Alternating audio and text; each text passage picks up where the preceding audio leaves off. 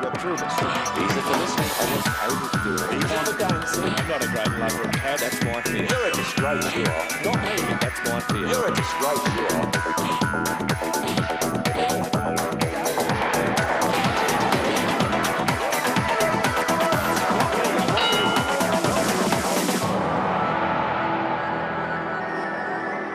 Hello and welcome to One-on-One Shadowboxing. Today my guest is Christabel Chamoret. Christabel, you are a clinical psychologist and an ex-politician, a senator, a Green senator in the 90s. Tell me something about why and how you became a psychologist. Well, when I first started at university, I wanted to be a journalist, and then I became very interested in psychology and decided that that was really the career I wanted to pursue, because the cliche, I wanted to help people. Yep. And so I did my four-year undergraduate degree in psychology because I'd already decided I wanted to do a Masters of Clinical Psychology, which back in those dim, dark ages was the first one in Australia. And the only way to get in was to get a cadetship to Someone to sponsor you. Yes. 2 places for mental health services, 2 places for community development, it was called then, and 2 places for prisons and 2 places for the university. So, and you get into with the prison place. Well, the first year I'd expressed an interest in mental health and getting in, but I didn't get into their quota.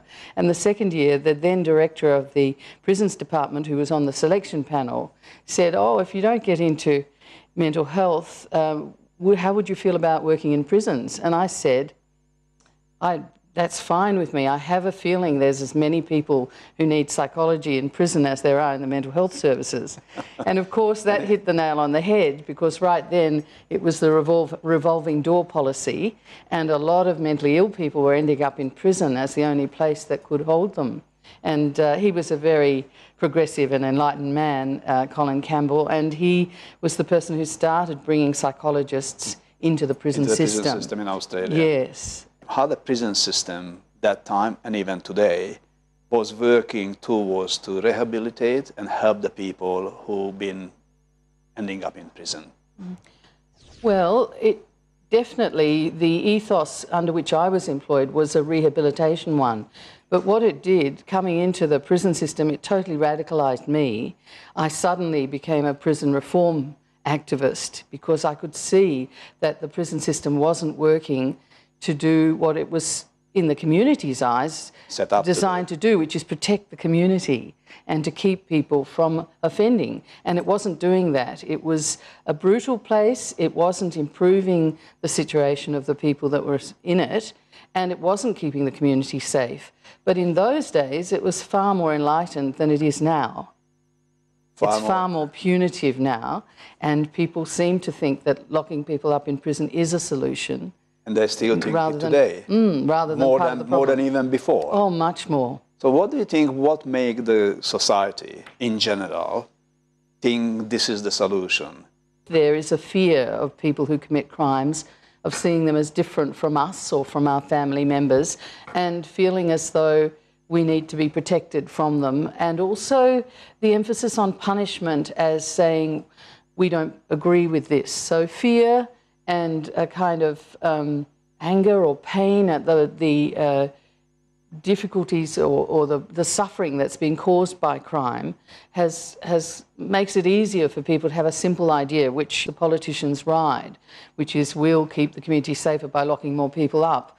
But the truth is that prison was really only invented 200 years ago as a form of punishment. It used to be a place of holding people. Do you know where prison is invented? Which nation was the pioneer in this very good course? Yes, well, the history says that the Walnut Street jail in Pennsylvania in 1776 was the first prison that was set up as a penitentiary, as a place to put people, and unfortunately by the Quakers, because they thought if we lock people up and get them to think about their crimes, then that will prevent them doing it. And they'll change their mind. Well, they realised very quickly it was a failure, as a way of changing people's minds because there were so many other factors. But we're by still the time, practicing it. By the time big it was time. closed, it had started all over England and the rest of the world. And of course, Australia was part of that expansion of using it. So the Quakers closed down their prison because Absolutely, of the as a frustration is failure. not working. The British picked up quickly, good, we can do something good with that. And put in different programs to try and improve it, like work programs or education programs or even rehabilitation programs. And the real thing is that prison has never worked as a way of solving society's problems. But Or even the problem of the individuals who went into prison. Exactly. It has never worked as a solution to the problems. So why do we still love the prison system? And in the United States, as you know, probably, I mean, millions and millions of people in prison providing sort of free labor for the government and private agencies. So that's a business. It's an enormous tragedy in America, and it would be a tragedy were Australia to keep pursuing the path it currently is doing, which is following the American model rather than the British model, which is this prison should be a system of last resort. And what we're using it as is the situation of first resort, and we're actually not thinking what's going to be most protective of the community. So what problems are we facing with the current prison system in Australia now? We're over-imprisoning people, and we're over-imprisoning Aboriginal people and lower socioeconomic people and young people. I think the average age of people in prison is still around about 22, 24 years of age. That tells us something's really wrong. And so we need to actually see who's going to prison and for what. And there are a very small proportion who, for their safety and the community's safety, need to be detained for lengthy periods of time. But the rest who go in and out of prison repeatedly have other issues that need to be addressed. And my favourite one, or the one that I think is most significant, because this is what I discovered in prison when I worked there, is that most people who are in serious trouble and get into prison have had problems of childhood adversity, either sexual abuse or exposure to violence or neglect. And those things are the risk factors that make them not fit into the community in a happy way and come unstuck for various reasons. So according to your experience, the prisoners, or most of the prisoners, are traumatized individuals of society, left alone and drifted into crime. Yes, or see substance abuse or crime as their only way of surviving in their lives. They don't necessarily know they're traumatized, and in fact, if you know you've had a problem, then it's a little bit easier to actually address it in different ways. It's more people who don't realise the extent of the damage that they suffered in childhood who are at risk of continuing in a self-destructive pattern and self-damaging, like suicide or crime. And what do you think about the new trend? It's also borrowed from the United States. You know, the 3 strikes or compulsory punishment without even having a trial. If you do something and coming back, you just go to jail, that's it. It's the desperation of knowing that prison doesn't actually work by itself. So some people who have that, who don't realise that's the actual problem, will think, well, the problem is the judges. They're not sentencing them for long enough, or they're not being harsh enough. So it's politicians getting involved and saying, we need more law and order, we need these 3 strikes legislation, zero tolerance, we need a strong message of deterrence. But deterrence doesn't actually work for the people that already are struggling. It might work with you and I, like, for example, for a seatbelt fine. That works for some people. But for somebody who actually doesn't agree because they feel it would keep them trapped or something, then it may not work. They might risk the fine.